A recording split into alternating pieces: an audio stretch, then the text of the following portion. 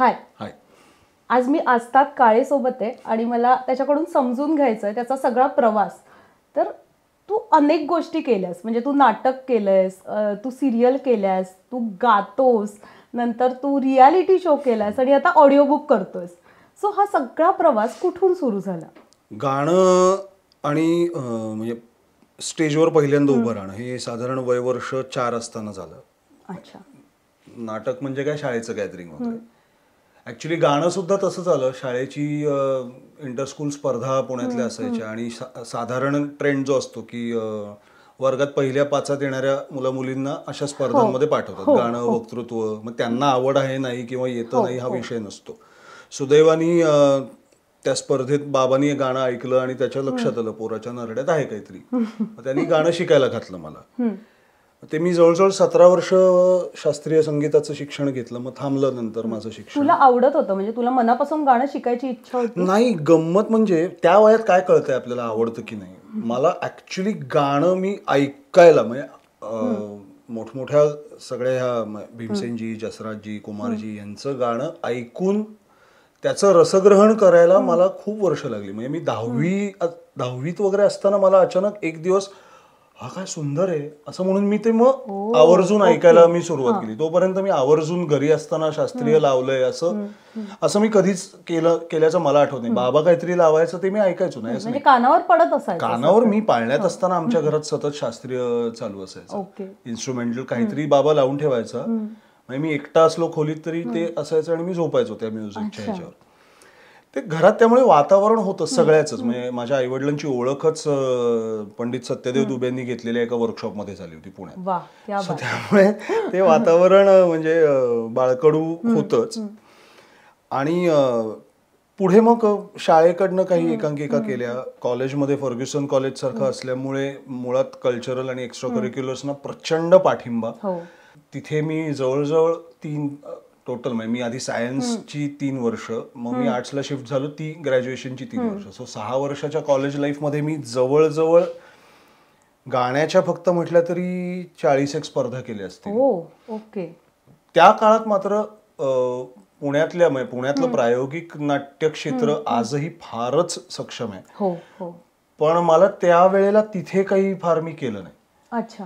मी पुण्यात असताना अभिनयाशी संबंधित काहीच करत नव्हतो. तेव्हा मी हार्डकोर गाण्यावरच लक्ष केंद्रित केलेलं होतं. पण तेव्हा डोक्यात हेच होतं का की पुढे जाऊन गायक व्हायचं. म्हणजे 2001च्या आसपास माझा एक सिनियर होता कॉलेजमधला, निरंजन जोशी म्हणून. तो आता डिरेक्टर आहे, ऍड्स करत होतो. तर त्यांनी मला सांगितलं होतं, आज त्या 10 वर्षात तुझं गाणं मला सवयीमध्ये ऐकायचंय. आणि तो एम होता माझा. म्हणजे आता थोडी स्वतःची स्तुती केल्यासारखं वाटेल, पण जसराज जोशी आम्ही गुरुबंधू. अच्छा. जवळजवळ 6-7 वर्ष आम्ही एकत्र शिकलो एकाच गुरूंकडे, पंडित गंगाधर बुवा पिंपळकरांकडे. आणि ऍक्च्युली इंटर कॉलेज आणि स्टेट लेवल किंवा पुण्यातल्या इंटर कॉलेज स्पर्धांमध्ये एक 3-4 वर्षानं दरारा होता आमचा. क्या बात आहे. म्हणजे की पहिल्या 3 किंवा 5 जी काही बक्षिसं निघतील त्यामध्ये हे दोघं असणारच.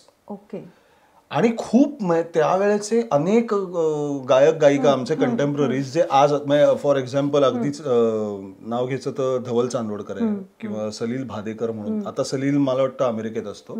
आणि ही क्लॅरिटी होती. आता धवल आणि सलील हे काय म्हणतात त्याला, सेमी क्लासिकल किंवा ज्याला आपण, हा शब्द थोडा डिरोगेटरी वाटतो, पण फिल्म सॉंग्स किंवा लाईट म्युझिक मध्ये त्यांचा हातच नाही धरू शकणार मी, हे मला माहिती होतं.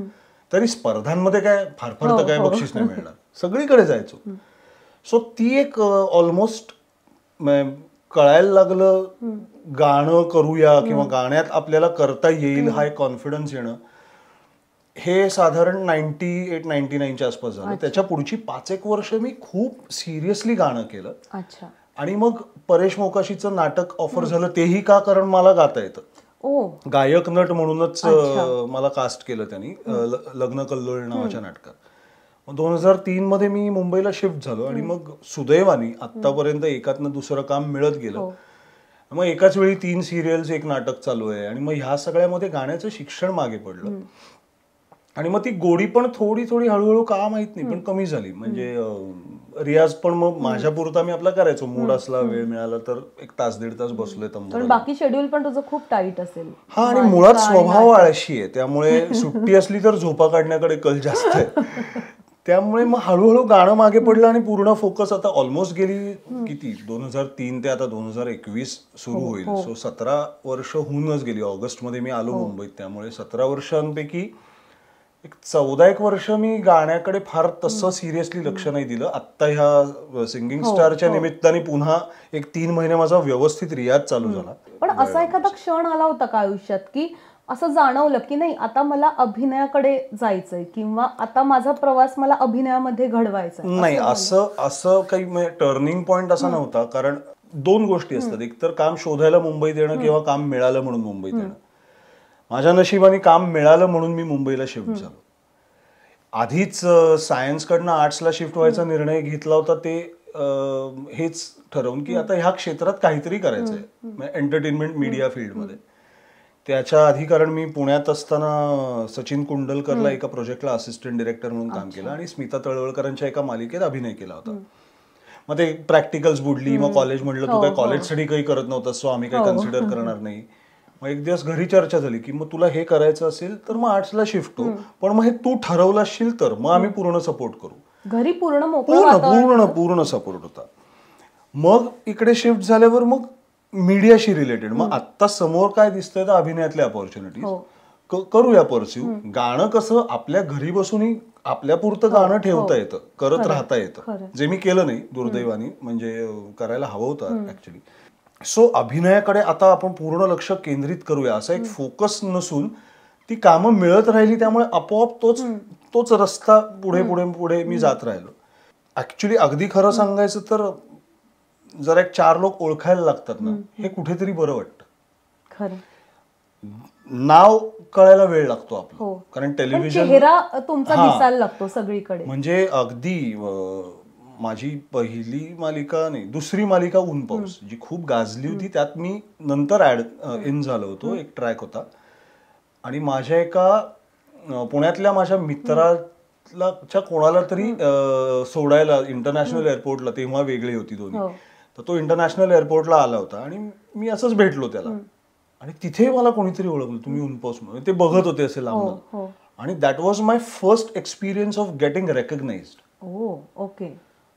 आणि मला अजूनही म्हणजे तो मित्र ऊन पाऊस लुक्स असंच चिडवतात मला. ते 3-4 जे माझे पुण्यातले खास आहेत मित्र तर ते कुठेतरी आवडायला लागलं. अर्थात हे काही सोपं नाही हे माहिती होतं, कारण मी जरी 2003 साली इकडे आलो तरी पुण्यातनं माझ्या आधीचं जे जनरेशन आहे, म्हणजे इंडस्ट्रीमधलं जनरेशन म्हटलं तर प्रसाद ओक, सुबोध भावे, लोकेश, आनंद इंगळे, हे सगळं माझ्या आधीची पिढी ह्या क्षेत्रातली.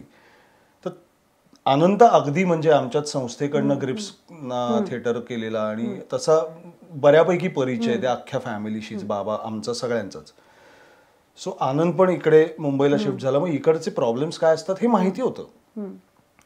हे सोपं नाहीये हे माहिती आहे, पण आवडतं तर आहे आणि थोडीशी ओळखही आता मिळतीये, तर मग करूया. असं ध्येय ठरवून वगैरे असं काही नाही, पण मी म्हटलं तसं नशिबाने मला खरंच एकातनं दुसरं, म्हणजे मी ठरवून 1 वर्ष गॅप घेतली होती, ते 1 वर्ष, आणि आता ह्या परिस्थितीमुळे सगळेच जण सगळंच बंद पडलं होतं. सो हा एक काळ, हे साधारण 12 महिने ते आणि हे 7-8 महिने सोडल्यास मी असं सलग 2 महिने काम नाहीये माझ्याकडे असं सुदैवाने नाही झालंय. काय म्हणतात त्याला, त्यातनं एक प्रॉब्लेम असाही झाला की फार झडझडून काही करावं लागलं नाही, कामं येत गेली आणि त्यामुळे मग मी कम्फर्ट झोन मध्ये पण राहिलो. मी अजूनही कम्फर्ट झोन मध्ये. आता उठून मला पटकन ऑडिशनला जर जायला लागलं, मला वाईट नाही वाटत ऑडिशनला बोलवल्याचं, पण जाऊ दे ना, आता त्यापेक्षा समोरनं काम डायरेक्ट काम येतंय तर ते करूया. ही एक थोडीशी, मी म्हटलं तसं आळस हा स्थायीभाव आहे स्वभावाचा, त्यामुळे हे थोडंस होतं. पण असं साधारण काय म्हणता येईल त्याला, आजपर्यंतचा प्रवास म्हणू शकतो. ओके. पण मग तू स्वतःला काय बघतोस, एक पक्का पुणेकर बघतोस की आता मुंबईकर बघतोस? नाही, कसं आहे, आधी प्रेमात पडून मग लग्न होतं, किंवा आधी लग्न होतं आणि मग सहवासाने प्रेम होतं. तर ह्या क्षेत्रात काम करायचं तर आता जरा थोडं डिसेंट्रलायझेशन झालंय इंडस्ट्रीचं, की पॅरलल इंडस्ट्री काइंड ऑफ ठाण्यामध्ये चालू झाली आहे, किंवा बरीचशी शूटिंग इव्हन सिरियल्सची आता सांगली, सातारा, कोल्हापूर, वाई ह्या एरियाज मध्ये सुरू झाली आहेत. पुण्यातही बऱ्यापैकी काम चालतं. 15-18 वर्षापूर्वी एवढं काम बाहेर नाही चालायचं, मुंबईतच 90% काम मुंबईत चालायचं. सो मुंबईशी तर लग्न होणार आहे, मग प्रेम केलं पाहिजे, नाही तर आपल्याला त्रास होईल. आणि का नाही प्रेमात पडावं ह्या शहराच्या, म्हणजे पिंड पुणेकर तो नाही बदलणार, आणि कोणाचाच मूळ पिंड बदलू नये असं, आणि बदलू पण नाही. का बदलावं ना, म्हणजे तुम्ही जिथे जन्माला आलात ते डीएनए मध्ये आहे तुमच्या. म्हणजे जरी तुमचे आई वडील तुमच्या जन्माच्या 2 वर्ष आधीच तिथे शिफ्ट झाले असतील, तरी तुमचा अख्खा जन्म तिथे गेला असतो. त्यामुळे ते मुरलेलं असतं, ते का बदलावं. त्यामुळे मी सांगताना प्राऊडली मी पुणेकर आहे असंच, पण मुंबई मला अत्यंत आवडणारं शहर आहे मुंबई. ओके. पण हे जे तू पूर्ण मुंबई म्हणजे पुण्यातून येऊन पूर्ण मुंबईमध्ये स्वतःचं बस्तान बसवणं आहे, हा बदल तुझ्यासाठी कसा होता? बदल म्हणजे एक तर स्पीड. ह्या शहराच्या स्पीडशी मी नेहमी म्हणतो की प्रत्येक शहराचा ना स्वभाव असतो. पुणे कसं आहे, पुणे पटकन सामावून घेतं. काय म्हणतोस? पुणे शहर म्हणून आहोत ना, पुणेकरांचे दुर्गुणही मी सगळेच मान्य करतो, पण पुणे पटकन तुम्हाला बाहेर काढायला नाही बघत. मुंबईचं कसं आहे ना, मुंबई आकर्षक असल्यामुळे तुम्हाला जवळ बोलवते, मायनी गोंजारते, खेळते तुमच्याबरोबर, खेळून खेळून खूप दमवते, वीट आणते, नको आता हे बास इथपर्यंत आणते. पण ह्यातनं जर तुम्ही पुढे गेलात ना, तर इतकी प्रेमाने धरून ठेवते ना तुम्हाला, की मग तुम्ही सोडू शकत नाही. पुन्हा पहिल्यांदाच तुम्हाला आवडूनच जातं. एक तर हवामान आहे, ह्याचं सगळ्यात महत्वाचं कारण मला असं वाटतं की मुंबईचा स्पीड तुम्ही त्याच्याशी मॅच करू शकला नाहीत दैनंदिन आयुष्यात. आत्ताच जाऊच दे, मी मुंबईत शिफ्ट झाल्यानंतर 1-2 वर्षांनी 2005-6 साली जेव्हा सुट्टी मिळाली की पुण्याला जायचो ना, अरे हाला चालणाऱ्या माणसांच्या स्पीड मध्ये इतका फरक आहे, खूप फरक आहे. अरे हाला ना तुम्हाला जायचं नाही का कुठे, असं इतकं फ्रस्ट्रेशन येतं पुण्यात कधी कधी, की कसली घाईच नाहीये तुम्हाला, म्हणजे काही ध्येय नाहीये का आजच्या दिवसाचं, काही मोटिव्ह नाहीये का, पण 10 वाजले तरी दुकानं बंदच आहेत वगैरे. काय धंदा कशाला करायचा, धंदा आहे ना, आजचं ब्रेड अँड बटर होतंय ना माझ्या धंद्यात, मग बघू ना. सो हा खूप महत्वाचा फरक आहे दोन्ही शहरांमध्ये. सो तेवढं फक्त मला मॅच करायचं होतं. आणि दुसरी महत्वाची गोष्ट, मी मुंबईला शिफ्ट झालो तेव्हा राहायची सोय पण होती, खूप मोठी गोष्ट, पार्ल्यात होती, म्हणजे पुण्यातच होती ऍक्च्युली. आणि सचिन कुंडलकर बरोबरच मी सुरुवातीला ऑलमोस्ट 1-1.5 वर्ष राहिलो. मग ते घर सचिनने सोडलं आणि माझ्या मामानेच ते घर भाड्याने घेतलं. सो मला ती पण सिक्युरिटी होती. आणि पार्ला म्हणजे तुला म्हणजे हाकेच्या अंतरावर सगळं. सो जे बेसिक प्रॉब्लेम्स येतात, आपलं मूळ गाव किंवा शहर सोडून मुंबईत आल्यानंतरचे जे मूलभूत प्रश्न असतात, राहायची सोय, ट्रॅव्हलची सोय, शहराची असलेली माहिती आणि तो सगळा आवाका समजून घेणं, आणि काम, त्यातलं काम माझ्याकडे ऑलरेडी होतं म्हणूनच मी मुंबईला आलो. राहायची सोय होतीच. पहिल्याच दिवशी तालमीच्या दादर माटुंगा सेंटरमध्ये ऋषिकेश जोशी हा एका, काय म्हणायचं त्याला, म्हणजे तो देवदूत आहे, तो काय आहे, तो ऋषीमुनी आहे आणि तो अप्रतिम गाईड आहे. त्याने जो काही ताबा घेतला माझा, कुठे जायचंय आता तुला, म्हणलं अंधेरीला जायचंय, बर चल म्हणत. मग आम्ही चालत गेलो, मग परेश वगैरे आम्ही सगळे जेवलो कुठेतरी, आणि मग मी त्याला विचारलं तुला कुठे जायचंय, तो म्हणला गोरेगाव. म्हटलं मग ऑन द वे आहे का, हो तुझं ऑन द वे, माझं पुढे, चल. मला म्हणलं तुझ्याकडे पास आहे, म्हटलं नाही काढायचा आहे, ठीक आहे उद्याच्या उद्या आधी पास काढायचा, परेशला सांगून ठेव, तालमीला कदाचित अर्धा तास उशीर होईल. म्हटलं हा ठीक आहे. गेलो दादरला, 1 नंबरला उभे राहिलो. तो म्हणला आता हे बघ, हा 1 नंबर प्लॅटफॉर्म, समोरचा 2, 3, 4, बोरिवली म्हणजे तुला ज्या दिशेने जायचंय त्या दिशेने जाणाऱ्या सगळ्या ट्रेन्स 1 नंबरला येतात, ठीक आहे. म्हटलं हा ठीक आहे. हा लाल पट्टा मारलेला आहे, म्हटलं हा तो फर्स्ट क्लासचा असतो, तेवढं माहिती, तिथे उभं राहू नको, फर्स्ट क्लासचा पास काढलास तरच तिथे उभा राहा, नाही तर तुला चढू देणार नाही. असं सगळं त्यांनी पहिल्या दिवशी मला समजावून सांगितलं. कुठल्याही स्टेशनचा 1 नंबर प्लॅटफॉर्म हा वेस्टला असतो, ही बेसिक गोष्ट त्यांनी मला पहिल्या दिवशी सांगितल्यावर मला इतकी क्लॅरिटी आली ना मुंबईची, अर्धे प्रश्न सुटले. ऍब्सोल्युटली. म्हणजे कुठल्याही आता ग्रँड रोडला म्हणजे पटकन उतरलो, अच्छा आपण उतरलोय, आपल्याला जायचंय ह्याला साहित्य संघात जे इकडे इकडे, बर ओके आता हा 1 नंबर प्लॅटफॉर्म, हा मग इकडे जाऊन असं जायचं. ही इतकी क्लॅरिटी ऋषिकेशच्या त्या एका वाक्याने मिळाली ना. म्हणजे ऋषिकेश जोशी, परेश त्या काळात म्हणजे आउट ऑफ द वे जाऊन मदत केली. पुष्कर श्रोत्री, पुष्कर म्हणजे ऋषिकेश आणि त्याची बायको वैशालीताई, पुष्कर आणि त्याची बायको प्रांजल, परेश, ह्या सगळ्यांनी ना ऍक्च्युअली घरच्या माणसाप्रमाणे काळजी घेतली. माझीच अशी नाही, म्हणजे ऋषिकेश आणि पुष्कर परेशांच्या स्वभावातच आहे. किती आश्वासक आहे म्हणजे कोणीतरी नवीन येतोय मुंबईमध्ये. म्हणजे एकदा माझ्याच बरोबर आशिष बेंडे नावाचा कॉलेजचा माझा मित्र, म्हणजे मी 23 ऑगस्टला मुंबईत तालमीला आलो आणि 8 का 10 दिवसांनी आशिष त्याच नाटकातल्या रोलसाठी आला. आधी वेगळा आर्टिस्ट करणार होता पण त्याला दुसरं नाटक मिळालं, त्यामुळे मी म्हटलं अरे मग आशिषलाच घे ना, कारण आशिषचाही अभिनय परेशनी पाहिलेला होता. मग तोही इन झाला आणि एकदा तालीम वगैरे संपली, बरेच आम्ही जवळजवळ 23 ऑगस्टला तालीम सुरू केली ते 4 नोव्हेंबरला नाटक ओपन केलं. म्हणजे 3-1 महिने आम्ही तालीम केली होती. एकदा असंच कधीतरी तालीम संपल्यावर परेश म्हटलं चला आता आपण जेवायला जाऊ, असं म्हणून तांबे उपहारगृहात घेऊन म्हणजे जेवता जेवता आमटी आणि बटाट्याची भाजी, हा सगळं, मग चटणी वाटी वगैरे सगळं, कारण परेश व्हेजिटेरियन आहे बेसिकली. आणि मग तो स्वतःहून समोरून म्हणला पास वगैरे काढलेत ना रे, तर मी फर्स्ट क्लासचा काढला होता आणि आशिषनी 2nd क्लासचा पास काढला होता, चर्चगेट बोरिवली, नाही तेव्हा दादर बोरिवलीच होता फक्त. म्हटलं हा काढलेत, बरं बाकी काही अडचणी, मला कळलं नाही. बरं परेश मला मी शाळेत असल्यापासून ओळखतो ऍक्च्युली. म्हटलं नाही रे काय, काहीही लागलं, पैसे लागले, काय घरचं रेशन संपलं, इथपासनं काही लागलं मला फोन करायचा, असं म्हणून त्यांनी त्या क्षणी खिशातनं पटकन 200-300, बरं तेव्हा 200 रुपयांमध्ये आम्ही 2 जण 1.5 दिवस काढू शकायचो मुंबईत, मी आणि आशिष. काढून असे ठेवले, आत्ता लागले नाहीत तरी ठेवा, असू दे, आणि नाईट तुम्हाला प्रयोग सुरू झाल्यावर होईल तरीही अडचण येऊ शकते, बाहेर उगाच कोणाकडे तरी मागत बसू नका, माझ्याकडे यायचं.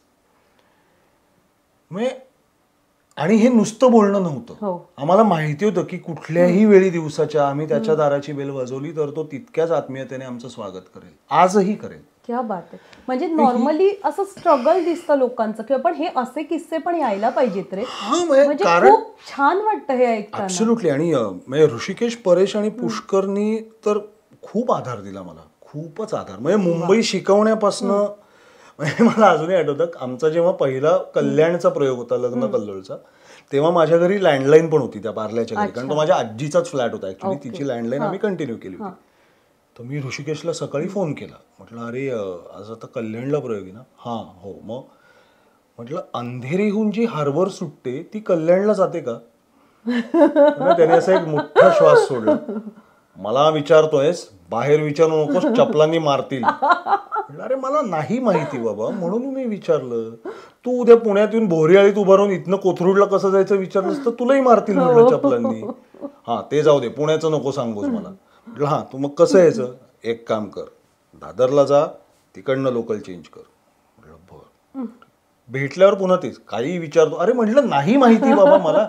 सो ह्या शंका पण मी काहीही विचारलेलं, ही बस आता इथे जायचं तर बसनी कसं जाऊ, हे सगळं मी ऋषिकेशकडनं माहिती घेतली होती. म्हणजे त्याने आणि वैशाली त्यांनी तर म्हणजे आम्ही रात्री जेवायला त्यांच्या 5-5, 6-6 जण. बरं तेव्हाची वय आमची बघता भोका काय असतील. सचिन देशपांडे नागपूरचा जो आहे तो, मी, आशिष बेंडे, स्वतः ऋषिकेश, वैभव मांगले, हे असे 5-6, गणेश मयेकर पण कधी कधी यायचा. हे बरं बसलं जेवायला की जेवायला बसलं, बैठकीला माणशी 6-6, 7-7 पोळ्या जेवणारे आम्ही तेव्हा, पण वी वर ऑलवेज वेलकम. काही नाही तर पिठलं भात असेल, पण इतकं मायेने केलंय ना ह्या लोकांनी माझं, मला मी आयुष्यभर नाही विसरू शकत, आयुष्यभर नाही विसरू. ग्रेट. आणि ह्या सगळ्यातूनच एक असा अभिनेता घडत जात असेल, किंवा माणूस घडतो. खरंय. म्हणजे उद्या अशा पद्धतीची काही नवीन मुलं आली तर उद्या तू पण तितक्याच मायने त्यांचं करशील.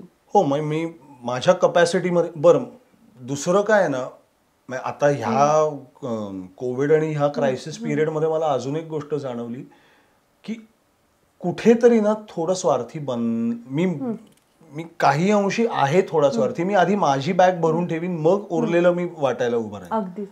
आणि मला त्यात काही गैर वाटत नाही. हो, अगदीच अगदीच. तर हा म्हणजे मी मदत ऑफकोर्स, म्हणजे माझं पटकन डोळ्यात पाणी येतं, पटकन काय नाही करू शकत यार मी आता, ह्याचा त्रास होतो. पण म्हणून मी अंगचं काढून नाही देणार, मी करणं नाही. अंगावरचं वस्त्र उतरून मी समोरच्याला नाही देऊ शकत, हा माझा नाही स्वभाव. पण हा म्हणजे कोणी गायडन्स शोधत असेल किंवा हा एक महिनाभर राहायची अडचण आहे, ये घरी राहा, बिंदास्त राहा. किंवा ती पण खूप मोठी गोष्ट आहे. किंवा आत्ता ऍक्च्युली इथे येताना आमचा एक म्युझिक ऑपरेटर आहे जो प्रपोजलला होता आणि अप्रतिम ऑपरेट करतो म्युझिक. फार फार त्या म्युझिक ऑपरेशन मध्ये इमोशन्स असतात त्याच्या. तर त्यामुळे मी तिला काही सांगायच्यासाठी पण त्याचं नाव रेकमेंड केलं. त्यात राहुल रानडेचंच म्युझिक असल्यामुळे राहुल दादाही म्हटला हा पाहिजेच. ऑफकोर्स नाटकावरच त्याचं सगळं चालू असल्यामुळे तोही घरी आहे आणि काहीच नाहीये इन्कम. तर मी आत्ताच आमचं येताना बोलणं झालं की अरे काय करतोय सध्या. म्हटलं ठीक आहे मी बोलून बघतो.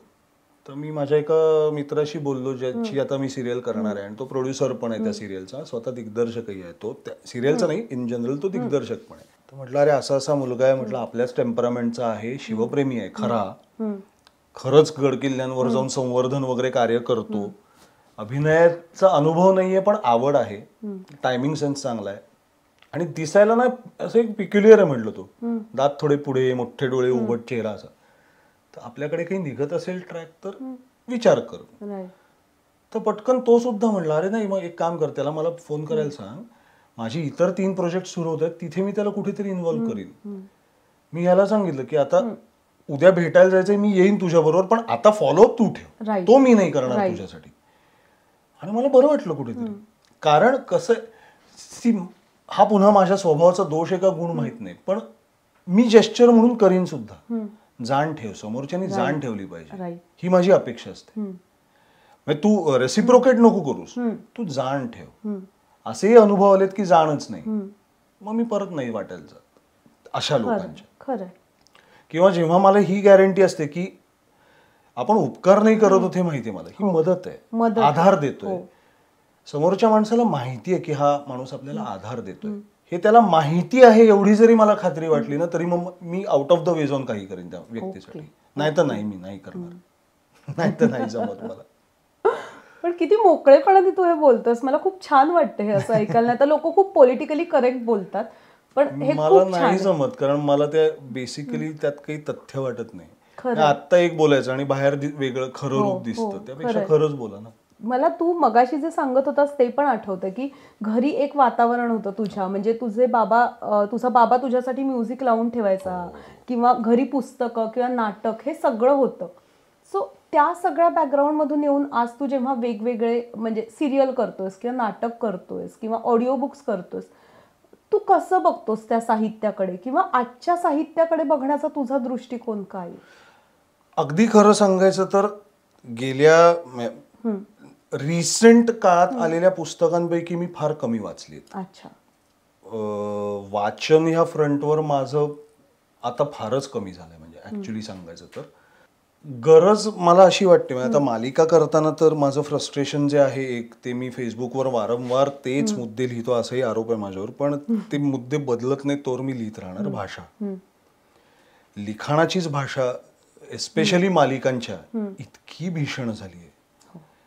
बरं ती भीषण झाली आहे हे वाचणाऱ्या कलाकारांनाही कळत नाही. इतके रद्दी म्हणायचं नाही पण हो, इतके मठ्ठ कलाकार बरेचसे आलेले आहेत या क्षेत्रात, कारण चेहरे बघून कास्टिंग केलं जातं.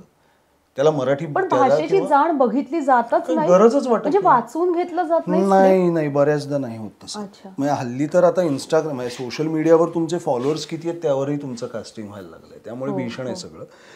आणि त्यांनी फरक पडत नाही, हा प्रॉब्लेम आहे. प्रॉडक्टला फरक पडत नाही, पण तुला एक कलाकार म्हणून तर तुझी तळमळ नको की यार ज्या भाषेत काम करून तुम्ही पैसे मिळवताय, नाव मिळवताय, नंतर फंक्शन्सना जाऊन लाखोनी रुपये कमवताय, त्या भाषेविषयी आपण काहीतरी कष्ट घेतले पाहिजे, ती डेव्हलप केली. बरं, माझं असं कधीच म्हणणं नव्हतं की मी बोलतो तीच भाषा प्रमाण मराठी आहे, कारण असेही आक्षेप घेतले जातात, हा म्हणजे तुझी काय पुणेरी मराठी हीच चांगली आहे बाकी वाईट, अजिबात नाही.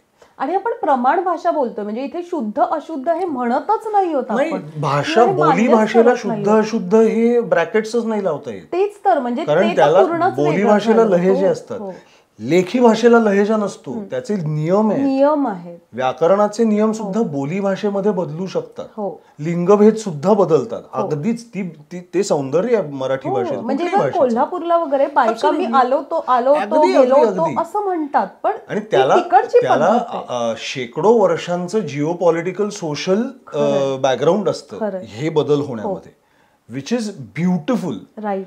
पण तुम्ही जेव्हा लिहायला बसता तेव्हा त्या भाषेचे लिखाणाचे नियम आहेत आणि ते पाळले गेलेच पाहिजेत. मी कोल्हापूरहून आलोय, मी औरंगाबादहून आलोय, मी नाशिकहून आलोय, मी पुण्याहून आलोय म्हणून मी आणीचा आणि रस्वच कशाला लिहायचा, कोल्हापूरकडनं आलोय ना मी दीर्घ करीन असं नाही चालत. तर तो रस्वच पाहिजे. त्याला हे पण कळत नाही हल्ली. म्हणजे ते हिंदीचं शब्दशः भाषांतर केलं जातं ते तर ते न बोललेलंच बरं. आणि न्यूज चॅनल्सला पण हल्ली काय सो सध्याच्या साहित्याकडे बघण्यापेक्षा मला वाटतं की आत्ताच्या माझ्या कंटेम्पररीज किंवा माझ्या नंतर आता आर्टिस्टच्या 2 पिढ्या ऑलमोस्ट झाल्या. साधारण एक 7-8 वर्षाचं एक जनरेशन आपल्या ह्या मीडियामध्ये मानलं जातं. सो माझ्या पुढचं जनरेशन व सिद्धार्थ चांदेकर आणि हे सगळे, त्यांच्या पुढची पण आता शिवानी रांगोळे आणि हे सगळं, दॅट इज अनदर जनरेशन. आता ही जी नावं घेतली मी ती फारच सुंदर भाषा बोलणारी मुलं आहेत सगळी. पण एकतर आता घरी वातावरण आहे की नाही हा एक महत्वाचा भाग असतो. आजी आजोबा नसतात हल्ली घरात, अनेक त्या घरात राहत नसतात, त्यामुळे भाषेवर तसं फार काम केलं जात नसेल कदाचित. फ्रेंड सर्कल हल्ली कॉस्मोपॉलिटन एरियाजमध्ये एकाच 5 मुला मुलींच्या ग्रुपमध्ये एक मराठी, एक गुजराती, एक बंगाली, एक पंजाबी, एक कन्नड असू शकतो. सो कम्युनिकेशनची भाषा मराठीच राहील ह्याची काही शाश्वती नाही. मान्य हे सगळं अगदीच होणार. तुम्ही जेव्हा हे क्षेत्र निवडता तेव्हा तुमची ही जबाबदारी वाटत नाही का तुम्हाला की तुम्ही मराठी किंवा हिंदी आणि उर्दूचे बरे क्लासेस लावता डिक्शनसाठी, मातृभाषेबद्दल नाही करावं असं वाटत तुम्हाला? बरं, आपलं समोर लिहून आलेलं आहे ते चुकलंय हेही कळू नये ही लज्जास्पद गोष्ट आहे. आणि हे त्यांना सांगितलं की राग येतो. हे सांगणारे दिग्दर्शक किंवा हे पण फार कमी उरलेत आता, हे कळणारे. सो हे फार भीषण आहे. त्यामुळे अभिजात साहित्य वाचायला सांगणं ही फारच लांबची गोष्ट झाली. सुदैवाने माझ्या घरी तू म्हणलीस ते वातावरण असल्यामुळे आणि बाबा मराठीचा शिक्षक होता त्यामुळे भाषेविषयी अत्यंत जागरूक आणि जागरूक. हा, आणि मला कधी असं मारून मुटकून शिकवावी लागली नाही. ती ऐकून ऐकून बोलून बोलून आणि ते सहजपणे येणं हीच म्हणजे हेच त्याचं सौंदर्य आहे कदाचित, की असं खूप मारून मुटकून नाही भाषा शिकवताय. हा, आणि त्यासाठी पूर्वी सांगायचे की वृत्तपत्र वाचा. टाइम्स ऑफ इंडिया मोठ्याने वाचणं हा इंग्लिश साठीचा एक्झरसाइज मानला जायचा. टाइम्स ऑफ इंडिया मधल्या प्रिंटिंग मिस्टेक्स बघून आता तेही नाही करावं असं वाटतं. किंवा एकूणच टाइम्स ग्रुप मध्ये जे काही सध्या छापून येतं, काय कुठली भाषा आहे ही असं व्हायला लागतं. सो साहित्य ओव्हरऑल मी म्हटलं तसं गेल्या 8-10 वर्षात नव्याने छापली गेलेली प्रकाशित झालेली पुस्तकं मी फार नाही वाचलेली. त्याचा आता अर्थात ते पुस्तक रूपात एक लिखाण आलंय म्हणजे ते भाषा ह्या फ्रंटवर तरी चांगलं असणार. सो निदान ते तरी वाचा. काही नाही हो, फास्टर फेणे वाचा. पुलं पण लांब राहिले. फास्टर फेणे, अत्यंत साधी सोपी सरळ भाषा, रहस्य कथा, फास्टर फेणे तरी वाचा. आणि आजच्या पिढीला ते आवडतंय बरं का. म्हणजे आता फिल्मची कृपा ऍक्च्युअली फास्टर फेणे तर खूप जण ते ऐकतायत आणि त्यांचे रिप्लाय येतात आम्हाला, छान वाटतंय. आता हा जो मुद्दा आहे ना, ऐकतायत, हे फार महत्वाचं काम आहे माहितीये स्टोरी टेलचं. वाचायचा कंटाळा येऊ शकतो कारण ते एका जागी बसून करावं लागतं. ऐकू तुम्ही कुठेही शकता. खरं, प्रवासात, गाडीत लावलं, लोकलनी जात असाल, फोन मध्ये ऐकलं, व्हॉट एव्हर. जेव्हा माझा एक वेळ आहे माझ्याकडे तेव्हा मी ते ऐकीन. काही लोकांना ऐकून पटकन पाठ होतं, तसंही आहे. सो स्टोरीटेलचा किंवा या ऑडिओ बुक या मीडियाचा हा डेफिनेटली फायदा आहे की हे साहित्य ज्यांना वाचायची गोडी नाही त्यांच्यापर्यंत पोचतं. त्यातून निदान गोडी निर्माण होऊन कदाचित खरं हार्ड कॉपी हातात घ्यावीशी वाटू शकेल एखादी. आणि ते जगच असे, तुम्ही एक पुस्तक हातात घेतलं की किमान 10 घेतलं किमान. खरंच पुलं एक पुस्तक वाचून नाही थांबू शकत कोणी. म्हणजे अगदी पेंडसे कोणी घ्या, तुम्ही एक पुस्तक वाचून थांबू शकत नाही. सो निदान एक धक्का स्टार्ट देण्यासाठी का होईना ऑडिओ बुक या मीडियाचा जर फायदा व्हायला लागला साधारण आत्ता वयवर्ष 18 ते 25 मधल्या लोकांना, तर डेफिनेटली खूप अचीव्ह झालं असं मला वाटेल.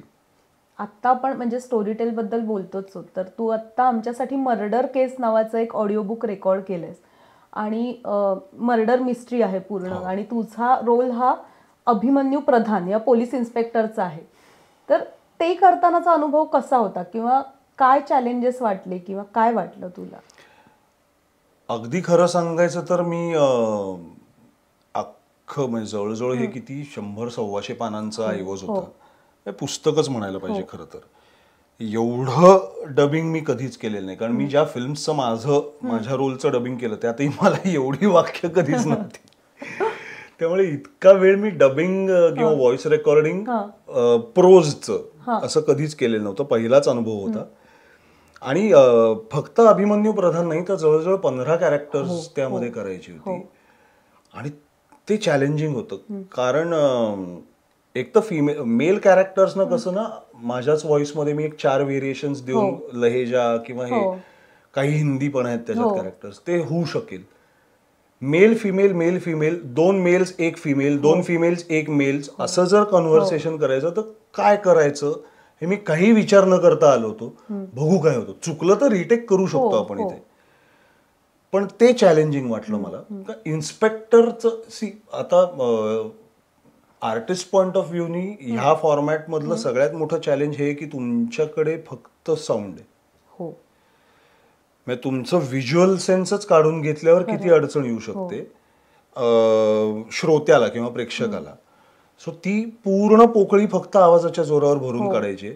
बॅकग्राऊंड स्कोर हा एक सपोर्ट असू शकतो, तोही इथे कितपत वापरला जाईल मला माहिती नाही, कारण मला माहित नाही ना तुम्ही नंतर हे सजवलं कसं जाणार आहे. माझी पूर्ण जबाबदारी आहे की कमीत कमी सजवायची वेळ मी आणली पाहिजे. तर ते चॅलेंजिंग, ते पहिलं मोठं चॅलेंज वाटतं मला ह्या ओव्हरऑल ह्या ऑडिओ बुक ह्या फॉर्मॅटचंच. दुसरं म्हणजे कॅरेक्टर डिफरन्सिएशन झटक्या झटक्याला. म्हणजे नशीब ह्यात चाळीचा वगैरे कुठला सीन नव्हता. नाही तर 35 जणांचा मॉब एकत्र येऊन गलका करत बोलतोय, मेलो असतो मी, कारण अनुभव नाहीये. कदाचित 5 वर्षांनी अनुभवाने हेही होईल मॅनेज माझ्याच्याने, आय डोंट नो.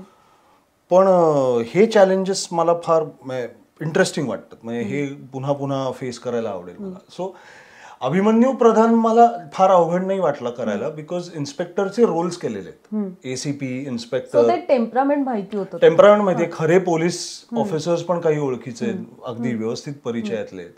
त्यांची बॉडी लँग्वेज माहिती आहे. म्हणजे मी डोळे बंद केल्यावर अभिमन्यू प्रधान कसा आत्ता तिथे लिहिलाय, अभिमन्यू प्रधान चालत टेरेसवर पोहोचला, तो काय विचार करतोय हे मला माहिती आहे गोष्टीत.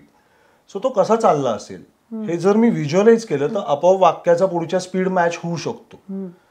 पण एक सेक्स किंवा ड्रग रॅकेट चालवणारी बाई किंवा पुरुष किंवा एक बिझनेसमॅन जो पॉलिटिकल कॉन्टॅक्ट ठेवून आहे, असे रोल मी एक तर केलेले नाहीत किंवा अशा फार लोकांशी माझा परिचय नाही. असले रॅकेट चालवणारे कोणाशीच नाहीये. अशा प्रोफाईलच्या बिझनेस पर्सनशी पण माझा काही फार जवळून संबंध नाही. सो ते मग काय होतं, ते कुठेतरी फिल्म मध्ये बघितलेलं किंवा कुठल्या नाटकात पाहिलेलं, मग ते कॅरेक्टर व्हिज्युअलाइज करून मग ते स्टेरिओटिपिकल व्हायची भीती असते. सो ह्या सगळ्या गोष्टी फार चॅलेंजिंग आहेत इथे व्हॉइसिंग मध्ये. अभिनयात तुमचं दिसत असता, मेनली तुम्ही दिसता, इथे तुम्ही दिसतच नाही. सो ह्या सगळ्या गोष्टींची मज्जा आली मला हे करताना. ग्रेट. आणि म्हणजे ते रेकॉर्ड करतानाच पण मला आठवतंय, म्हणजे जो समोरचा जो साऊंड इंजिनियर होता, म्हणजे तो एखादी गोष्ट डेलिबरेटली केली होती आणि तो म्हणजे त्याने कट केलं, अरे नाही ऍक्ट केलंय, म्हणजे एखादं वाक्य बोलता बोलता तोडलं जातं ना आपलं, तसं केल्यावर तो बिचारा, म्हणजे तू इतका त्या कॅरेक्टरमध्ये घुसलेला होतास की असं तू पूर्ण त्या पद्धतीने करत होतास. आणि म्हणजे मजा होती ते तुला तसं बघणं पण, की ज्या पद्धतीने तू डोळे बंद करून किंवा तुझे हातवारे आणि एकंदर तुझं पूर्ण शरीर बोलत होतं. ऍक्च्युली ना सुबोध भावेनी मागे एका फिल्मसाठी त्यांनी आय थिंक पोलीस ऑफिसरच होता तो त्या फिल्ममध्ये, तो जेव्हा डबिंगला उभा राहिला ना तेव्हा त्यांनी युनिफॉर्म मागवून घेतला आणि त्यांनी युनिफॉर्म घालून डबिंग केलं. तर ऑफकोर्स आपल्याकडे पटकन मैत्रीमध्ये भंकस केलीच जाते, तर सुब्या काय म्हणजे आता उद्या तू अमुक रोल केलंस तर हे मागून घेणार का बरं. त्यांनी ऑफकोर्स स्पोर्ट मजाच चालली होती, तो म्हणला अरे नाही पण फरक पडला, ती वर्दी अंगावर आली ना की तुमचा एक तर आवाज बदलतो, एक बॉडी लँग्वेज एक कडकपणा येतो आणि तो आवाजातनं जातो आपोआप. आणि हे मी केलं ऑब्झर्व स्वतःच्या बाबतीत. जेव्हा मी पोलीस होतो, एक वेब सिरीजचं शूट पायलट्स 2 एपिसोड केले होते, ते पुढे मला वाटतं अप्रूव्ह नाही झाली, पण त्यातले काही सीन्स माझे सिव्हिल मध्ये होते आणि काही सीन्स वर्दीत होते. ऍक्च्युली फरक जाणवतो, तुमचं पोश्चरच इतकं बदलतं ना. एकतर तो जो युनिफॉर्म आहे, कुठलाही युनिफॉर्म, म्हणजे तो वॉर्ड बॉय असो, तो म्युन्सिपाल्टीचा कर्मचारी असो, तो शिपाई असो, तो सैनिक असो, तो पोलीस ऑफिसर असो, तो हवा कुठला युनिफॉर्म मधल्या माणसाचा आदर, त्या युनिफॉर्म शोज डिसिप्लिन. राईट.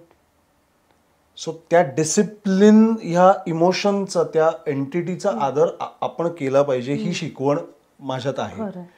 त्यामुळे कुठलाही युनिफॉर्म अंगावर चढला की एक बेसिक नाही, जरा बसताना पण जरा नीट असं पोलीस युनिफॉर्म घालून आपल्यावर. म्हणजे आता मी पोलीस ऑफिसर युनिफॉर्म मध्ये आहे आणि मी समोरच्याला काउंटर करायलाच बसलो असेल तर मी एक वेळ हे बसीन, कारण this is over powering body language wise.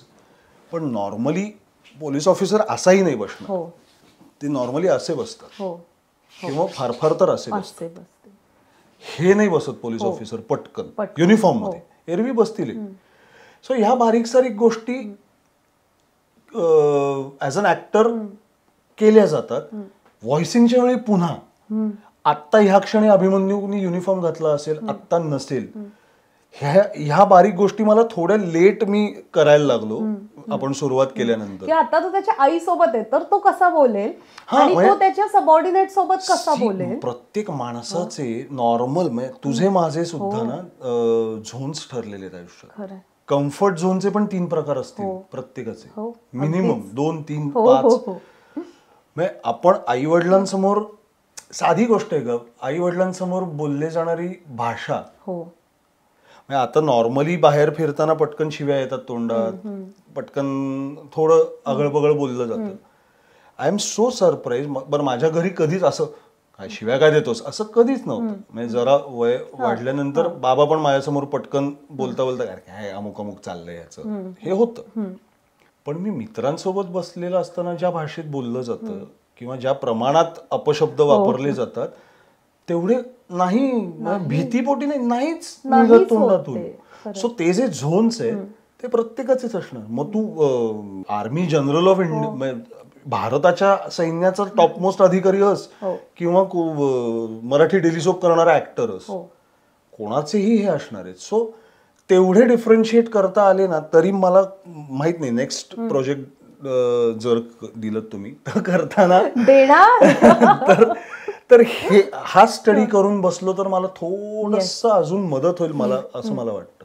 आणि म्हणजे तू जे सांगितलंस ना ते मला ऐकताना पण असं जाणवतंय की किती बारकाईने तू ह्या सगळ्यांचा विचार केलास. म्हणजे तो आधी करून बसलो असतो तर कदाचित म्हणजे आता I am personally not fully but pretty satisfied with my effort. Of course अजून बेटर होऊ शकतं ही भावना कायम असली पाहिजे, नाही तर ग्रोथ असलीच पाहिजे, नाही तर ग्रोथ नाही होत. पण आता मला निदान ना बरं मला ह्या बाबतीत गायडन्स देणारं आसपास पटकन कोणी नाहीये की बाबा आत कसं अप्रोच व्हायचं. आता हे स्वतः एक अनालिसिस सुचलंय केलंय तर ओके, ह्या लाईनवर आपण समोर आलेल्या प्रोजेक्टचा एक आपल्यापुरता आराखडा बांधून घेऊ किंवा काय म्हणतात त्याला नोट्स काढण्यासारखा प्रकार आहे, मेंटल नोट्स काढून घेऊ. अनालिसिसच्या बाबतीत तरी एक स्टेप पुढे गेलो असं मला वाटतं, which is I hope which will be okay for the next project. अगदीच. आणि असा अजून कुठला प्रोजेक्ट तुला करावासा वाटतोय ऑडिओ बुक मध्ये जो तुझ्यासाठी चॅलेंजिंग असेल, की जो तुला खूप आवडेल, असं एखादा कॅरेक्टर किंवा एखादा जॉनर किंवा काय वाटतं तुला? मला ना कुठल्याही प्रकारच्या जॉनरमध्ये, मीडियामध्ये, ह्या कॅरेक्टरशी निगडीत जॉनर फार वेगळी येणार नाहीत, पण जे मी सांगतो कॅरेक्टर ते, पण प्रत्येक मीडियामध्ये मला करणं करायचं आहे. ओके. माझं खूप पूर्वीपासूनचं स्वप्न आहे, मला करणं एकदा करायचं आहे. ऍक्टर म्हणून तर ते वेड्यासारखं चॅलेंजिंग आहे ते कॅरेक्टर, करणं करायचं मला. बाकी इतकं काय म्हणतात त्याला, किंवा रावण, किंवा रावण करायचं आहे मला. भयानक चॅलेंजिंग कॅरेक्टर्स आहेत ते, एस्पेशली रावणाच्या बाबतीत you know you are going to be hated, पण तरी त्याची माणूस म्हणून बाजू दाखवणं मला भयंकर म्हणजे आधी रावण नव्हता माझ्या या यादीत, पण करणं तर किती वर्ष माझ्याकडून मला करणं करायचाच आहे. म्हणजे मग करणं म्हणजे ऍक्च्युली महाभारतातला करणं असं नाही, पण कलियुग फिल्म मध्ये जसं अडॅप्ट केलंय तसं काही अडॅप्टेशन केलं महाभारताचं, व्यक्ती म्हणून त्याची बाजू दाखवणारं काहीतरी, काही म्हणजे ज्याचं बेस महाभारताची चौकट आणि त्यातली कंटेम्पररी कॅरेक्टर्स म्हणून जरी उभं केलं काही प्रोजेक्ट कोणी केलं. राजनीतीमध्ये त्यांनी महाभारतच केलं, म्हणजे अजय देवगण इज प्लेइंग कर्ण, तर तसं काहीतरी. पण मला कधीच अर्जुन करूया वगैरे असं कधीच नाही वाटलं, किंवा श्रीरामचंद्रांबद्दल आदर, किंवा मी देव मानत नसल्यामुळे तसं काही हे नाही, पण ज्यांना आदर आहे त्यांचं ओके, म्हणजे त्याबद्दल माझं काही म्हणणं नाही. पण मला पर्सनली प्रभू रामचंद्रांच्या कॅरेक्टरमध्ये फार पैलू नाही दिसत. पदर तू जे म्हणलीस, लिनियर कॅरेक्टर आहे. कर्णाचं तसं नाही. कर्ण इव्हन कुठलंही महाभारतातलं कुठलंही पात्र तुम्ही पहा, त्याला इतके फॅसेट्स आहेत ना, आणि कुणीच व्हाईट नाही, कुणीच ब्लॅक नाही, सगळे ग्रे, सगळे ग्रे वाटतं खरंच. कोणीच सरळ नाहीये त्या, आणि कारण म्हणून ते जास्ती खरी वाटतात. आणि म्हणून आपण त्यांचा शोध घेत जातो, की अजून उतरत जातो, की काय आहे ह्याच्या मागे, अजून काय असेल. त्यामुळे करणं मला भयंकर चॅलेंजिंग वाटतं. आणि रावण पुन्हा ह्याच गोष्टींसाठी की किती मिसअंडरस्टूड आहे तो, खरं किती मिसअंडरस्टूड. म्हणजे त्याच्या राज्याच्या दृष्टीने जर विचार केला तर राम शत्रूच आहे ना. त्याच्या दृष्टीने विचार का नाही करायचा, कारण आपल्या पुराणामध्ये तसं लिहिलेलं नाही, आणि इतिहास हा जेते लिहितात. सिंपल हिशोब आहे. अगदीच. आणि जेव्हा तुम्ही म्हणजे त्याला सहज शक्य होतं की सीतेच्या बाबतीत तो काहीही करू शकला असता, कारण त्याने तिला पळवून आणलं होतं, त्याचे पूर्ण कुठलाही अधिकार वापरू शकला असता, काहीही करू शकला, पण तरीही ही जाणीव ठेवणं आणि तिला ज्या पद्धतीने त्याने मान दिलाय, सन्मान दिलाय, ही खूप वेगळी गोष्ट आहे. ऍब्सोल्युटली. आणि तो स्वतः दशग्रंथी ब्राह्मण होता, अप्रतिम राजा होता, त्याची प्रजा अतिशय सुखी होती, याच्या नोंदी आहेत की. जो युद्ध जिंकला त्याला विरोध केला त्यांनी, तो हारला, त्यामुळे तो ऑफकोर्स दुर्योधन आणि हे सेम आहे. तसं पाहायला गेलं तर हक्क ऍक्च्युली कौरवांचाच होता सिंहासनावर खरं तर, पण ते हारले, त्यामुळे ते दुष्ट आणि हे. सो दुसऱ्या बाजूची पात्र करायला मला ऍक्च्युली जास्त आवडतं. अगदी सोप्या शब्दात सांगायचं तर विलन नसेल तर हिरो मोठा होत नाही, नाही तर तो हिरो मारणार कोणाला, तो मारतो म्हणून. आणि तो व्हिलन पण कसा आहे हे बारकाव्यानिशी दाखवणं हे खूप महत्वाचं आहे माझ्या हाती. म्हणजे तो ठराविक तुम्ही एक काळा दाखवलात, म्हणजे ब्लॅक साईडचा दाखवलात, आणि तर त्यात मजा नाही. हा काळा आहे, हा डार्क आहे, आणि हा वाईट आहे, हा दुष्ट, हा घाणेरडा माणूस आहे, हा घाणेरडाच माणूस आहे, आणि हा शीच आहे, म्हणजे असं नाहीच वगैरे असं नसतं. आता गंमत सांगतो, परवा एक बातमी वाचनात आली, मी कुठल्याही न्यूज ह्याच्यावर नाही बघितलं, कोणीतरी शेअर केलेलं वाचलं, खरं खोटं माहित नाही. हरियाणामध्ये बादशाह खान यांच्या नावाचं हॉस्पिटल 51 साली बांधलेलं. त्याचं नाव आता बदलायचं चाललंय हरियाणा सरकारचं. आता यांना माहितही नाही बादशाह खान म्हणजे कोण. तर खान अब्दुल गफार खान जे होते सरहद गांधी, त्यांना बादशाह खान म्हणायचे. अच्छा. तर भारताच्या स्वातंत्र्य चळवळीमध्ये अख्खा तो पाकिस्तान आणि अफगाणिस्तानचा अख्खा प्रांत तिथल्या पठाणांना धर्मांधता बाजूला ठेवून त्यांनी एकत्र अहिंसेच्या मार्गावर आणणं हे कार्य केलेला माणूस. त्याच्या नावाने पर पाकिस्तानात त्यांना प्रचंड घाणेरडी वागणूक मिळाली. म्हणजे ते अगदी तो पण किस्सा मी वाचलेला आहे की जेव्हा त्यांना पाकिस्तानात जावं लागलं तेव्हा अक्षरशः त्यांच्या डोळ्यात अश्रू आले होते. त्यांचं वाक्य आहे, आपने हमें भेड़ियों के मुंह में डाल दिया. तेव्हा त्यांना भारतात आणलं गेलं. हरिभाऊ जोशी का हरिविनायक जोशी नावाचे एक इसम होते, त्यांनी ते प्रयत्न केले, त्यांना इकडे आणलं, त्यांना इथे भारतरत्न दिलं आणि मग ते परत पाकिस्तानात गेले. तर केवळ खान हे नाव आहे हॉस्पिटलला म्हणून मग ते नाव बदलायचं. तर मी ते वाचलं आणि मी विचार करत होतो, औरंगजेब हा तो मुजोर होताच, अत्यंत माजुरडा, मुजोर, उन्मत्त असाच होता औरंगजेब, पण तो निर्बुद्ध नव्हता. आता काय झालंय, एक तर नुसतेच निर्बुद्ध असतात किंवा नुसतेच मुजोर असतात राज्यकर्ते, बरेचसे, सगळे नाही. आणि मला हे कळत नाही की तुम्ही फक्त नावं बदलू, तुम्ही त्या हॉस्पिटल मधल्या सोयी कशा आहेत किंवा इतर गोष्टींवर लक्ष देणार आहात की नाही, ते गरजेचंच नाही ना. म्हणजे मगाशी भाषेचा विषय निघाला म्हणून मी एक प्रश्न उपस्थित केला होता मध्ये. दुकानांचे बोर्ड मराठीत हवेत, उत्तम, पाहिजेतच, पण मराठीत आहेत का देवनागरीत आहेत? विजय जनरल स्टोर्स असं जर दुकान असेल, त्याचा बोर्ड मराठीत लिहायचा म्हणजे विजय सामान्य दुकान, मग हे मराठी झालं ना. तुम्ही काय म्हणताय, देवनागरीत पाहिजे, बरोबर. मग ते मराठीत नाही होत. ज न र ल स्टोअर असं, हे मराठी नाही, ही इंग्लिशच आहे, देवनागरीत लिहिली, हेही कळत नाही आपल्याकडे अजून. झालं मराठीत लिहिला बोर्ड, अरे मराठीत नाही, तो इंग्लिश मध्येच लिहिलाय, भाषा इंग्लिशच आहे ती, फक्त देवनागरी. बरं चला, ते देवनागरीत लिहून घेतलं तुम्ही, जिंकलात, त्याचं तरी शुद्ध लेखन बघा, तेही नाही. भीषण असतं बरं,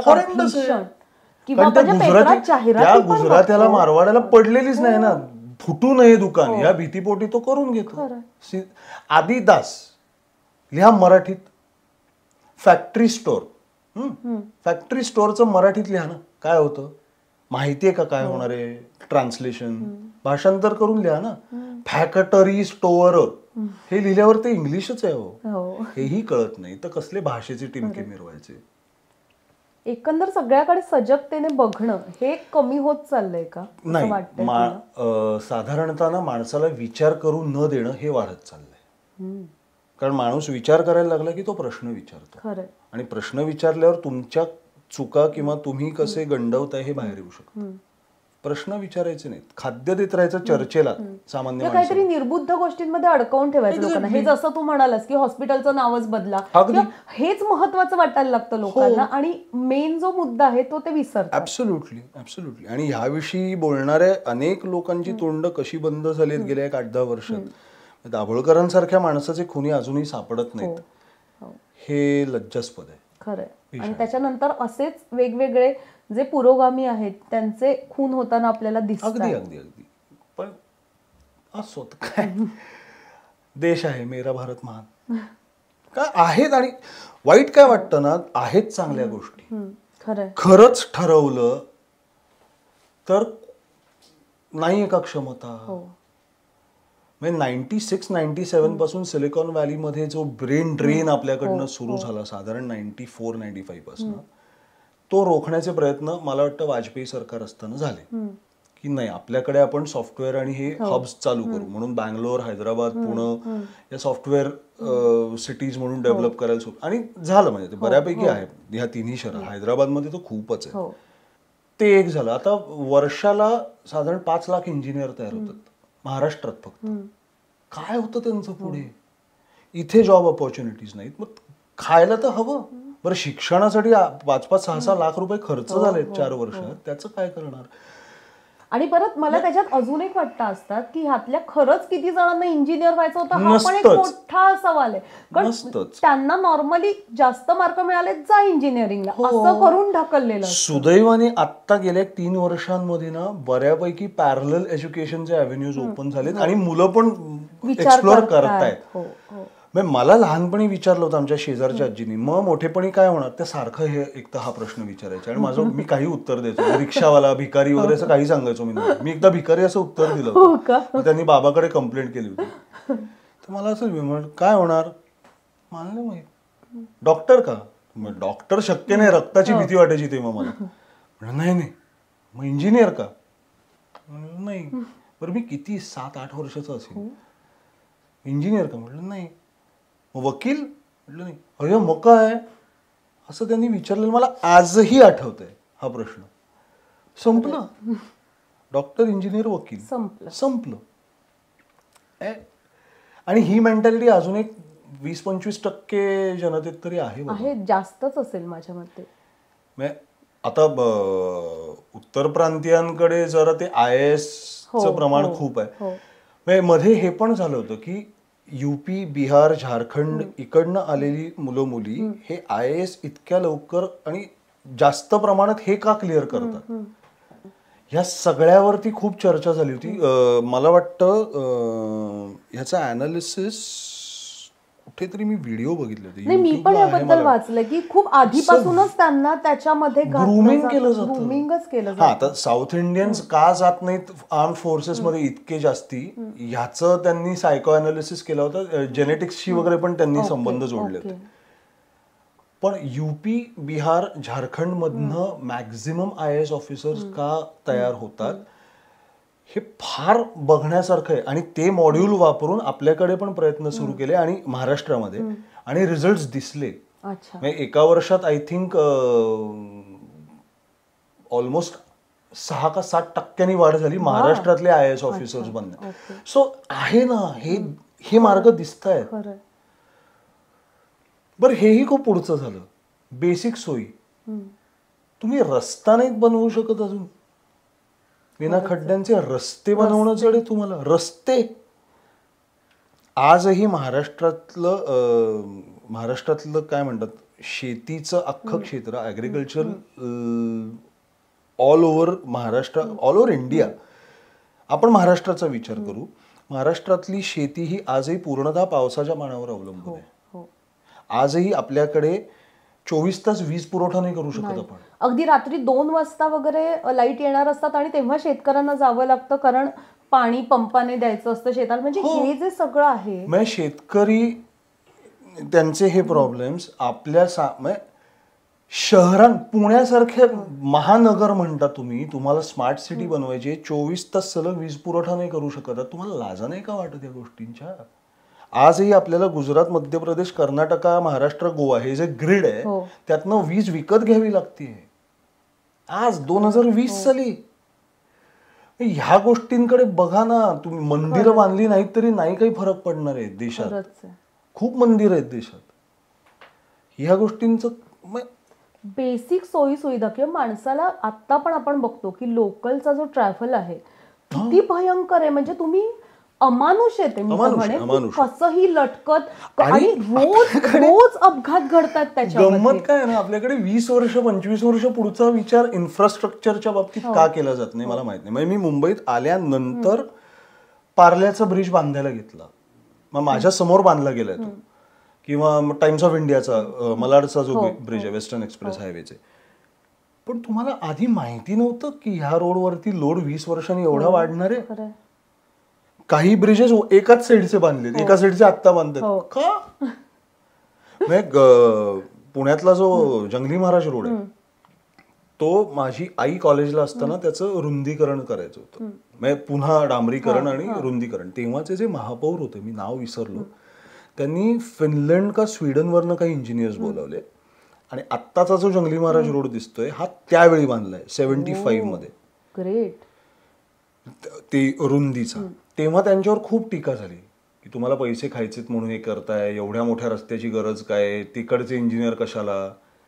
पण मी खोटं नाही सांगत. आता मी गाडी सायकल आणि टू व्हीलर वगैरे चालवायला लागून सुद्धा आता किती 10 वर्षाचा असल्यापासून मी एकटा सायकलवरनं पुण्यात फिरायला लागलो.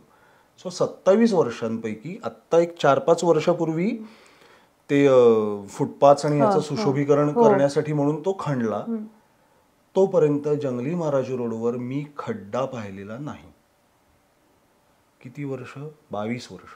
म्हणजे माझ्या आठवणीतली 22. त्याच्या आधीची 15 वर्ष तो बांधलेलाच होता. म्हणजे साधारण 75-76 साली तो आत्ता जेवढा आहे तेवढा केला. पुढची जवळजवळ 40 वर्ष त्यावर खड्डा नव्हता. हे तुम्हाला जमत नाही इतर कुठे करायला. आणि ऑलरेडी हे झालेलं आहे एका ठिकाणी. ते फक्त तुम्हाला तसंच्या तसं वापरायचंय दुसऱ्या ठिकाणी. पण इच्छाच नाही किंवा कशाला, जाऊ दे, नकोच. चर्चेला विषय वेगळे देत राहा लोकांना. खूप महत्वाचा मुद्दा मांडलास तू. म्हणजे मला असं वाटलं की एकंदरच आता काय चालू आहे आपल्या आजूबाजूला, समाजात काय चालू आहे, अशा खूप वेगवेगळ्या गप्पा तुझ्याशी मारता. आणि अशा बाबतीत ना विषय निघाले की पटकन समोरचे काय म्हणतात, हा मग तू कर ना काहीतरी. अरे पण मी माझं क्षेत्र आहे, त्यामध्ये माझ्या परीने माझ्या क्षेत्रात प्रामाणिकपणे हे एफर्ट्स घेतोय. ज्यांचं हे काम आहे त्यांना जाऊन जाब विचारा ना, तुम्ही तुमचं काम का नाही करता. माझं काम नाहीच आहे रोड रोलर भाड्याने घेऊन रस्ता करणं. हे माझं काम नाहीये. माझं काम काय, वेळेत शूटिंगला किंवा प्रयोगाला जाऊन प्रामाणिकपणे ते करून लोकांना मनोरंजन त्यांचं करणं. ते मी करतोय ना, त्याचे टॅक्स पण भरतोय ना मी. मग ज्यांचं हे काम आहे त्यांनी हे केलं नाही तर त्यांना जाब विचारा. मला का बोलतोय तुम्ही? आणि ऍटलीस्ट तू प्रश्न तरी उपस्थित करतोस. तोच तर प्रॉब्लेम असतो. तोच प्रॉब्लेम असतो. प्रश्न उपस्थित करायचेच नसतात. आता गेल्या 8-1 वर्षात ही परिस्थिती आहे. ती कोणामुळे आहे हे नावं नको घ्यायला, कारण मला घरी जायचंय. दहशत आहे. पण खूपच म्हणजे आजच्या गप्पा खूप छान झाल्या. म्हणजे एक कलाकार म्हणून तुला समजून घेताना एक माणूस म्हणून तू कसा आहेस आणि तू कसा विचार करतोयस आणि तुझी कळकळ पण ह्या गप्पांमधून पोचली की काय व्हायला हवंय किंवा काय गोष्टी होत नाहीयेत आणि त्याचा सगळ्यांनाच त्रास होतोय आपल्याला. अगदी अगदी. म्हणजे रोज उठून खड्ड्यांविषयी तक्रार करणं ह्यापेक्षा हे खूप आयडियलिस्टिक आहे. पण जर हे झालं, म्हणजे हे काही ठिकाणी घडलेलंही आहे की एक दिवस अख्ख्या शहराने संप पुकारला. अख्खं शहर म्हणलं आम्ही नाही, आज कामालाच नाही जाणार. मुंबईची आज जवळजवळ 1,70,00,000 लोक राहतात मुंबईत ऑफिशियली. लेट मी अंडरलाईन, कारण माझ्या इथनच मला दिसतात अनऑफिशियल वस्त्या. त्या 1,70,00,000 पैकी आपण असं धरून चालू की 1 कोटी लोक हे नोकरीला जातात रोज, असं आपण धरून चालू. प्रायव्हेट सेक्टर असेल, गव्हर्नमेंट सेक्टर असेल. त्या 1 कोटी लोकांनी जर ठरवलं आम्ही आज कामाला जाणार नाही, रस्ते चांगले नाहीयेत किंवा लोकलमध्ये त्रास होतो, तर काय होईल? 1 कोटी सोड, 50 लाख लोक जरी म्हणले ना एक दिवस ठरवून, तर अख्खा देश बंद पडेल. खरं. पण हे एकत्र येत नाही. आपण माझ्या मते काहीतरी म्हणजे आता करायची गरज आहे. ऍब्सोल्युटली. हाय टाइम. रस्त्यावर उतरून बंद करायची गरज आहे आता सगळं. खरं. म्हणजे मी आमच्या क्षेत्राच्या बाबतीतही कायम म्हणतो, जे मीडिया ह्या फील्डमध्ये होऊ शकत नाही. जसे काही प्रोड्युसर्सना काही आर्टिस्टना ब्लॅकलिस्ट करतात, एकमेकांना सांगतात ह्याला किंवा हिला नको कास्ट करू, त्रास देतो, त्रास देते. त्या व्यक्तीची बाजू विचारलीच जात नाही. कोणाला हाऊस नाही ना उठून उगाच प्रोड्युसरला त्रास द्यायची. काहीतरी अनुभव आलेला असतो. काही लोक असतात जे उगाच छळायचं म्हणजे महत्व वाढवून. हा, असे हल्ली फार फोफावले आणि जरा गेल्या 1-2 वर्षात फारच लोक असे कानावर आले. काही जे आर्टिस्ट आत्ता आहेत जे ऑलमोस्ट 20-25 वर्ष काम करत आहेत, ज्यांच्या नावावर सूत्र हलू शकतात, म्हणजे त्यांच्या हातात काही सूत्र असू शकतात, असे 10 आर्टिस्ट एकत्र येऊन त्यांनी जर अशा 5-1 प्रोड्युसर्सची यादी बनवायला घेतली की जे पैसे वेळेवर देत नाहीत, सेटवर घाणेरडी ट्रीटमेंट मिळते. कारण ते जे सिनियर आर्टिस्ट असतात त्यांना दिसत असतं सेटवर काय गडबड आहे, पण त्याबद्दल कोणीच बोलत नाही. नाही, ते एकदा ते सेटवर बोलतील की यार असं नको करू रे, हे काय आहे, असं नका करू. पण ती तेवढंच मर्यादित ठेवली. त्या सेट पुरतं होतं, पण त्या प्रोड्युसरला काहीच दणका बसत नाही. ठीक आहे ना, तो त्या आर्टिस्टला खुश ठेवतो. पण एका पॉइंटला सपोज मी त्या जागी आर्टिस्ट आहे तर मी किती वेळामध्ये पडेन. शेवटी तुलाही उठून बोलायचंय, बरोबर. तू बोलत नाहीस कारण तुझं काम जातं या भीतीपोटी. पण मेन कल्प्रिट जो आहे तो प्रोड्युसर किंवा त्याची माणसं, तर काहीतरी बदल होऊ शकतो. चॅनल पर्यंत हा प्रोड्युसर मी नाही काम करणार, कारण अशा आर्टिस्टचं कास्टिंग चॅनलच करतं बऱ्याचदा की नाही आम्हाला ह्या रोलसाठी हीच हवी किंवा हाच पाहिजे. तोच आर्टिस्ट म्हणला प्रोड्युसर हे आहेत का, मी नाही करणार ही सिरियल, नाही मला नाही करायची, या माणसाबरोबर मी नाही काम करणार. आम्ही ठरवलंय 10 लोकांची आमची हे पॅनल आहे आमचं, आम्ही हे 5 प्रोड्युसर आम्ही यांच्याबरोबर काम नाही करणार. तर चॅनलकडनंही त्या प्रोड्युसर्सना काम मिळणं बंद होऊ शकतं. कुठेतरी काहीतरी नीट वागण्याच्या काहीतरी बदल होईल. पण हे फार आयडियलिस्टिक आहे. हे सगळं ना व्हायला पाहिजे, पण माहित नाही होईल की नाही, कधी होईल, आय डोंट नो. पण ऍटलिस्ट आपण याच्यावर बोलतोय, त्यामुळे जी लोक ऐकत असतील किंवा ज्या लोकांपर्यंत हे विषय पोहोचतील ते जरा तरी त्याबद्दल विचार करतील किंवा बोलायला सुरुवात करतील, इतकं तर आपण म्हणू शकतो. नक्की नक्की. येस. आणि थँक्यू सो मच. खूप मजा आली तुझ्याशी गप्पा मारून. थँक्यू. येस. आणि मला खात्री आहे की तू केलेलं मर्डर केस हे ओरिजिनल लोक नक्की जाऊन ऐकतील. प्लीज ऐका, प्लीज प्लीज ऐका, प्लीज.